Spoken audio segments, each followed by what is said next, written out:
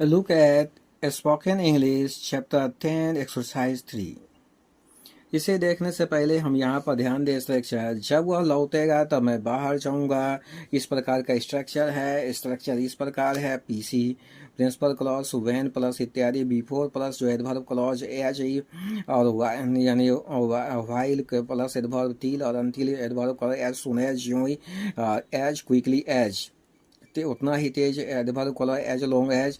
Adverb clause इस प्रकार से बनाया जाता है। प्रिंसिपल क्लॉज: जब वह लौटेगा तब मैं बाहर जाऊंगा। मैं बाहर जाऊंगा। आई जो है I will go out when he returns. पहला जो है प्रेजेंट टेंस में बनाया जाएगा। इस प्रकार दो भाग प्रधान उपवाक और क्रिया वाचक उपवाक होता है। इसकी बनावट है।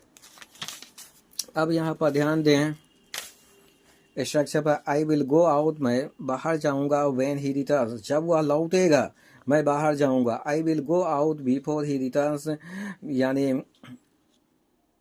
उसके लौटने से पहले मैं बाहर जाऊंगा। आई विल गो आउट, मैं बाहर आफ्टर ही रिटर्न्स, उसके लौटने के बाद मैं बाहर जाऊंगा। I will wait until he returns, उसके लौटने तक मैं इंतजार करूंगा।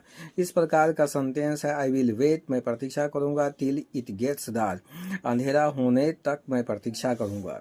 यहाँ पर ध्यान देना है, पहला तो फ्यूचर, एक तो फ्यूचर इंडेफिनिट में बना, एक प्रेजेंट इंडेफिनिट। ऐसे वाक्य में प्रिंसिपल क्लॉज जो है फ्यूचर टेंस में होता है।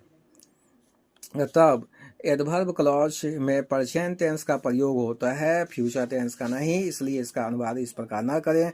I will go out when he will return नहीं बना दें। इस टेंस के अनुसार ध्यान दें कि एडवर्ब क्लॉज यानी फ्यूचर में भी हिंदी में है, लेकिन वो बनेगा प्रेजेंट इंडेफिनिट में। इस प्रकार से हम ध्यान देते हैं कि ये प्रिंसिपल क्लॉज के बारे में ध्यान दें। ये प्रिंसिपल क्लॉज है, प्रिंसिपल के बाद फ्यूचर इंडेफिनिट में, लेकिन ये प्रेजेंट इंडेफिनिट में बनेगा। यहाँ इस नियम पर स्पष्ट है सिंपल प्रेजेंट टेंस में। अब देखें, जब पिताजी आएंगे तो वे मिठाई लाएंगे। तो वे मिठाई लाएंगे तो ही विल जो है bring sweets when father comes. इस प्रकार से बनाएंगे। और इसकी जो है कि और भी क्वेश्चन को बना लेंगे। एक्सरसाइज 5 को भी बना सकते हैं। अगले स्ट्रक्चर के लिए हम देखेंगे 5 रूल पर। तब तक के लिए अलविदा, बाय बाय, सी यू।